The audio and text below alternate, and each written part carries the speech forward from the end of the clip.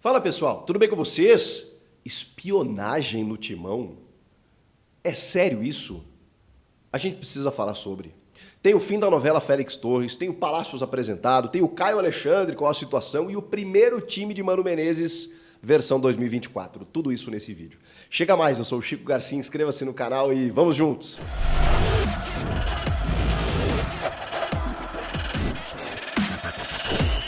Já te inscreveu no canal? Se já, obrigado. Muito obrigado. A gente recebeu muitos inscritos nos últimos dias. Conto com você que ainda não se inscreveu. Olha, sem mentira, vou revelar aqui nos meus analytics aqui do canal, nos últimos 28 dias, são mais de 30 mil inscritos. Isso é 5 vezes a média que a gente tem aqui no canal.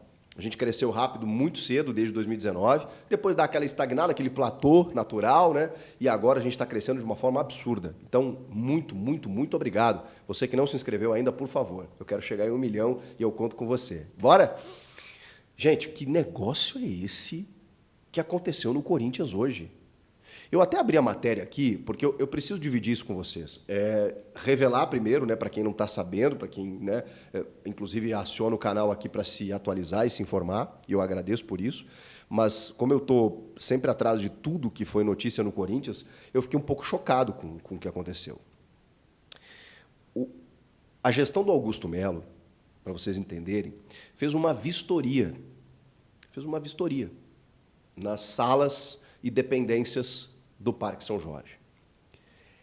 E descobriu equipamentos de espionagem e câmeras secretas, câmeras escondidas. E em locais muito estratégicos. Esses aparelhos foram encontrados em salas de reuniões e também da presidência do Corinthians. Isso é grave, tá? Uma matéria da Folha de São Paulo que descobriu essa situação e depois foi confirmada pelo clube. Os locais em que os equipamentos de escuta e gravação de áudios estavam instalados são sala da presidência e espaços reservados para reuniões de diretores e outros negócios ligados ao futebol. Ou seja, eu não sei quem tinha a intenção de ouvir detalhadamente negociações que são estritamente sigilosas por parte de um clube de futebol.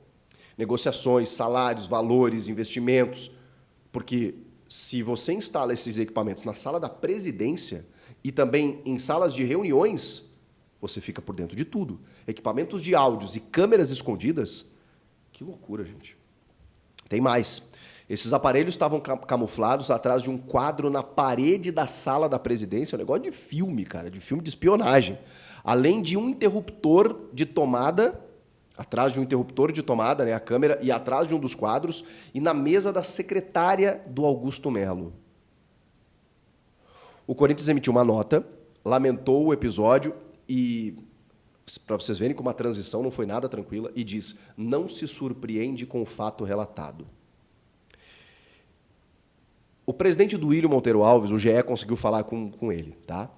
Porque, obviamente, a gente, né, se volta para a gestão anterior. Se a gestão atual encontra e revela como surpresa, ou na verdade até nem tanto, porque diz que não se surpreende com o fato, mas uma vistoria acaba descobrindo isso, é óbvio que o principal suspeito, né, seria pelo menos a gestão anterior, não sei se na figura do ex-presidente do Duílio, mas como a gente está falando da sala da presidência também, ele foi questionado, natural. E ele respondeu a seguinte frase: ignoro totalmente a existência de qualquer tipo de equipamento instalado e escondido e repudio veementemente qualquer insinuação de vínculo da minha gestão com coisas desse tipo. Se havia algo monitorando ações, o que não acredito, certamente o alvo era eu, disse Duílio Monteiro Alves. A transição não foi tranquila. O final da gestão do Duílio, ela tem algumas rusgas entre o Duílio e o Augusto, com algumas entrevistas do Augusto, reclamando da venda do Moscardo, dos valores da venda do Moscardo, reclamando de um patrocínio que foi fechado no apagar das luzes da gestão anterior, sem necessidade, porque a nova gestão estava pedindo, inclusive, recusando patrocinador master porque tinha valores maiores, recusando muitas vezes alguns patrocínios porque tinha valores maiores e, de repente, a gestão anterior acaba assinando um patrocinador 4 dias antes de terminar a gestão. E isso desagradou muito o Augusto Melo. A própria contratação do Mano Menezes, tá? Porque isso foi antes da eleição. Poderia ser o cara da situação, como era o André Negão, e aí, provavelmente, né, assim, hermanado com essa decisão, mas acabou sendo o Augusto Melo, que era da oposição, e que não foi consultado. E que, de repente, o Duílio fecha um contrato com o Mano Menezes, que está tudo certo, é o técnico, está fazendo a reformulação, não tem problema nenhum, o Augusto já abraçou a ideia, mas você fechar com um técnico por 2 anos da gestão seguinte, essas coisas desagradaram o Augusto. E aí você vê que a transição não foi numa boa. Agora, equipamentos de espionagem nas salas estratégicas de onde se definem as coisas do Corinthians, eu nunca vi isso no futebol brasileiro. Que se apure bem o que aconteceu. Vamos falar dentro de campo, porque terminou a novela Félix Torres, finalmente ele foi liberado. Havia alguns detalhes, né? Eu vinha passando para vocês, né? Tem alguns detalhes. Que detalhes são esses, né? Aquelas coisas de garantias bancárias, o Santos Laguna estava bravo por conta do Rodrigo Garro lá e estava preocupado por conta de algumas notícias de não pagamento do Corinthians, da gestão anterior, né, de alguns jogadores sem receber direito de imagem, de alguns clubes sem receber valores, né, como o caso do Argentinos Júnior pelo Fausto Vera. Então os caras estavam querendo a primeira parcela à vista ou pelo menos algumas garantias bancárias. O Corinthians resolveu isso, o cara está liberado, ele embarca, se não me engano, embarcou hoje para chegar amanhã, mas no máximo até sexta-feira o Félix Torres estará em São Paulo para, enfim, assinar o contrato, ser oficializado, treinar com o grupo, fazer exames e tal, titular da seleção equatoriana. Então, o Gustavo Henrique já chegou, falta ser oficializado apenas, então Félix Torres, Gustavo Henrique e Lucas Veríssimo. Na defesa, acho que o Corinthians reforçou e bem. E ainda tem, na lateral esquerda, além do Hugo, que ô Corinthians, vamos anunciar o Hugo aí, vamos dar uma moral pro moleque, mesmo que tenha sido a gestão do Ilho, o moleque não tem nada a ver com isso, tá lá treinando, já tá trabalhando, falta um cuidado maior aí, né? Mas tudo bem. O Diego Palacios foi anunciado e com todas as informações que o Augusto promete na sua campanha, né, na sua gestão, que é da porcentagem, 100%, o Corinthians adquiriu 100% do Diego Palacios, né, jogador equatoriano, lateral esquerdo da seleção, que veio do Los Angeles Galaxy, acho que é do Los Angeles Galaxy, né? Do futebol dos Estados Unidos, veio de graça, porque veio livre de custos, ele veio sem nenhum contrato, né? E com isso o Corinthians fechou o contrato com ele até o fim de 2027, aquela coisa toda, e ele foi apresentado. Teve dificuldades ali no português, uma entrevista até bem engraçada em alguns momentos, né? Mas ele se identificou, como a gente já tinha falado, um cara com características muito do apoio. Então, um jogador rápido, técnico, que atua muito pelo lado esquerdo e com velocidade e com capacidade de drible, com cruzamentos, com chegada na frente. Ele tem ótimos números, né? Terminou a temporada no seu clube lá com ótimos números. Então, chega, eu imagino, para ser titular, né? Até pela participação que ele tem em seleção e toda a carreira, apesar de jovem, né? Acho que ele chega para ser titular. Falta ainda uma sombra para o Fagner, ou para disputar a titularidade com o Fagner no lado direito, a gente sabe disso. Além do Diego Palacios e de todos esses que eu citei, é óbvio que o Corinthians está no mercado, a gente não consegue ainda mapear quem vai ser o atacante, o Luiz Henrique realmente está muito difícil, os caras querem 18 milhões de euros, já falei isso aqui para vocês, muito complicado, mas o Corinthians quer e precisa de um atacante porque vai começar o Campeonato Paulista com o Yuri Alberto e o Romero. Tem o Wesley, tem outros jogadores da base ali e tal, mas precisa mais, né? A gente sabe disso. O Felipe Augusto foi embora, o Pedro foi embora. Então, assim, o Corinthians perdeu o elenco. Ele precisa repor. E não é só isso, tá? Não é só isso, porque hoje a gente pode entender como um time titular e reposição. Tá faltando muita coisa. Caio Alexandre. O Corinthians realmente está na parada para tentar contratar o Caio Alexandre, que foi adquirido pelo Fortaleza, 50%, né, junto ao Vancouver Whitecaps, que era o seu time lá da Major League Soccer, embora seja do Canadá, que disputa a Liga dos Estados Unidos, adquiriu esse 50%, e aí o Palmeiras até sondou e tudo mais, mas saiu da negociação, e o Corinthians e o Bahia fizeram propostas para ter o Caio Alexandre.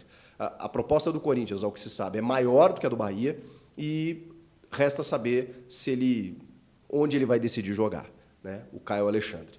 O Corinthians está com a proposta na mesa e está agora aguardando uma resposta. Acho Uma belíssima contratação. Eu sei que o torcedor às vezes se incomoda, poxa, só volante e tal. Precisa, gente, precisa. Porque hoje a gente tem ali Fausto Vero, Maicon, Ranielli, e aí vindo o Caio Alexandre, por exemplo. Quem mais? Aí são meio campistas, né? Matheus Araújo, o Matias Rojas, o Rodrigo Garro, são meio campistas um pouco mais avançados. De volantes mesmo, daqui a pouco você, sei lá, Fausto Vera teve uma temporada ruim. Se ele não performa, você vai precisar de um jogador ali. Vai ser o Maicon, vai ser o Ranielli, eu não sei, de segundo. Entendeu? Então, o Caio Alexandre é um motorzinho. É um cara que acho que entraria como uma luva nesse time, carregaria o piano. Enfim. E para a gente fechar, o primeiro time do ano, montado pelo Mano Menezes, já num treinamento dentro dessa pré-temporada, com os reforços, mas ainda assim sem todo mundo à disposição, só para vocês entenderem o que o Mano está pensando. Então ele colocou o time com o Cássio, Fagner e o Hugo, na verdade, porque o Palácios atuou no time reserva, depois ele foi dar entrevista, né, na sua apresentação, com Veríssimo e Caetano na defesa. Né? O Félix Torres está chegando, o Gustavo Henrique também, aos poucos eles vão se integrar. O Raul Gustavo voltou de empréstimo do Bahia, está no grupo também, né? Inicialmente estaria fora dos planos, mas por enquanto está no grupo e tal, mas Caetano e Veríssimo. Até porque o Caetano foi titular em alguns jogos da temporada passada. Meio de campo, Ranielli abrindo, aí Maicon, um pouco mais à esquerda, Matheus Araújo mais à direita, Garro centralizado com o Yuri Romero. Eu vou dizer um negócio, para começar o Campeonato Paulista, para jogar contra o Guarani dia 21, tá bom. A questão é, e o banco? E reposição, você tem 5 trocas, como que fica? E se um desses aqui toma um cartão? E se um desses aqui lesiona? Eu sei que tem gente para chegar, mas o Corinthians precisa fortalecer o seu grupo. E fortalecendo o seu grupo, ele fortalece o time titular. Porque aí você consegue ter um pouquinho mais de estofo. Nesse momento, você tem um time razoável, já bem diferente do ano passado, especialmente na defesa, muito bem. Ali no meio de campo, acho que deu uma melhorada, mas falta ainda para o ataque, né? E para fechar mesmo, tem uma informação que foi publicada agora à noite. Eu até já tinha gravado o vídeo e estou colocando esse adendo aqui. Informação trazida pelo jornalista Leonardo Schonebur de que o camaronês Vicent Aboubakar foi oferecido ao Corinthians e o Corinthians está analisando a possibilidade. Esse jogador foi colocado numa lista de reforços do Grêmio para substituir Luizito Soares. Inclusive, o vice de futebol Antônio Brum falou sobre ele durante a semana. Diz que é muito difícil porque, enfim, tem salário em nível europeu, é um jogador caro, ele não vai ser mais utilizado pelo Besiktas, é um jogador muito possível de vir jogar o futebol brasileiro, porque, enfim, ele fez gol por Camarões contra o Brasil na Copa do Mundo, quando o Brasil perdeu para Camarões aquele jogo, na fase de grupos. É tido como um sucessor de Samuel Eto'o no seu país, é um ídolo lá da seleção camaronesa.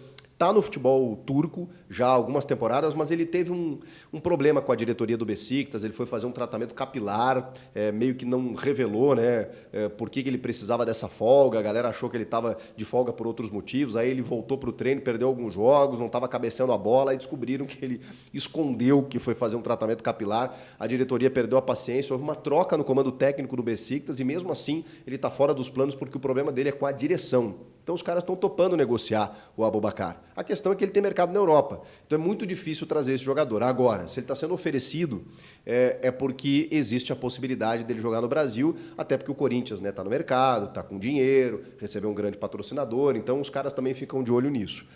O Grêmio pode ser que não consiga exatamente por essa concorrência. E aí o Corinthians chega muito forte.